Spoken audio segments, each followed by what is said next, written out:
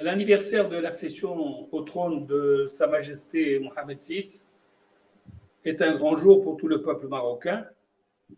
C'est un symbole fédérateur. C'est un moment de communion et de solidarité, particulièrement cette année où le royaume fait face au fléau de la pandémie. Et le discours du trône hier soir a dressé l'état de la nation et fixé les axes de développement, tout à la fois économiques et sociaux, du Maroc de demain.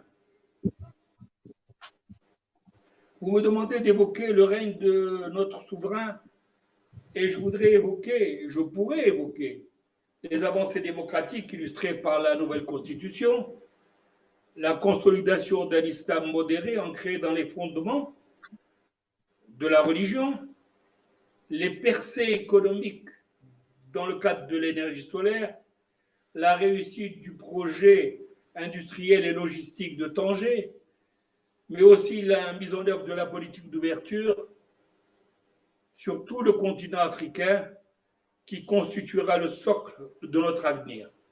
Sa Majesté m'a fait l'honneur, sous sa haute direction, de diriger les travaux de réhabilitation des cimetières juifs.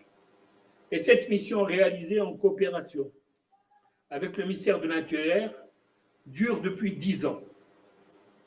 À terme, elle aura permis la restauration de 180 cimetières et de 22 synagogues. L'impact international de cette initiative royale est extraordinaire dans un temps où les actes de vandalisme et de profanation de nécropoles prolifèrent dans des pays dits civilisés. Cette œuvre est une œuvre de sauvegarde unique dans les annales. Elle est saluée dans le monde entier et les Marocains devraient l'apprécier à sa vraie valeur. Peut-être d'ailleurs que cela vient d'un manque de communication. Et pendant que je vous parle, il me vient à l'idée de relater dans un prochain livre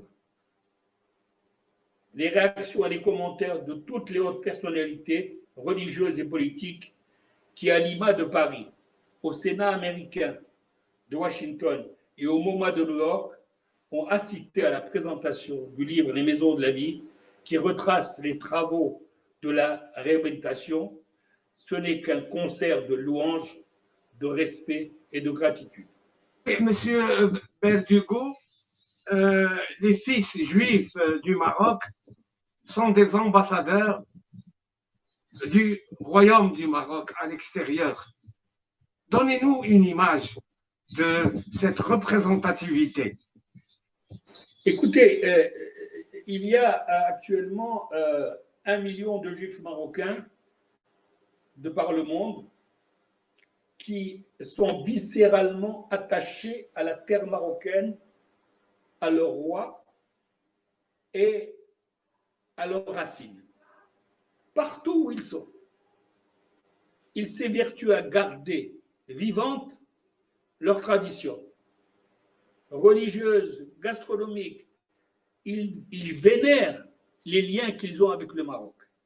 Ils veulent revisiter le Maroc. Ils reviennent au Maroc le plus souvent qu'ils peuvent.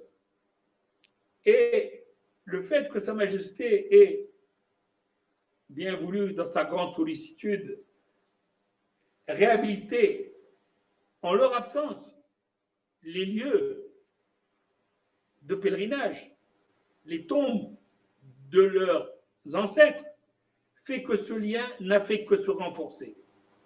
Et c'est vrai que le Maroc dispose dans le monde de près d'1 million d'ambassadeurs.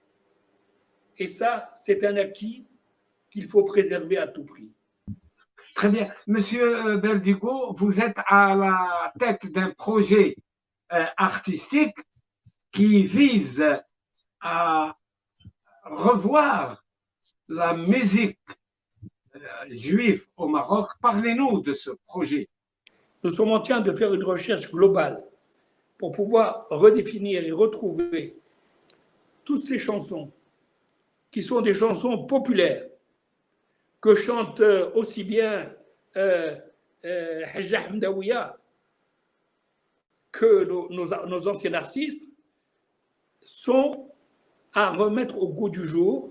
Et nous sommes en train aujourd'hui, comment dirais-je, de rééditer, de remasteriser toute cette musique pour la mettre à la disposition de nos concitoyens.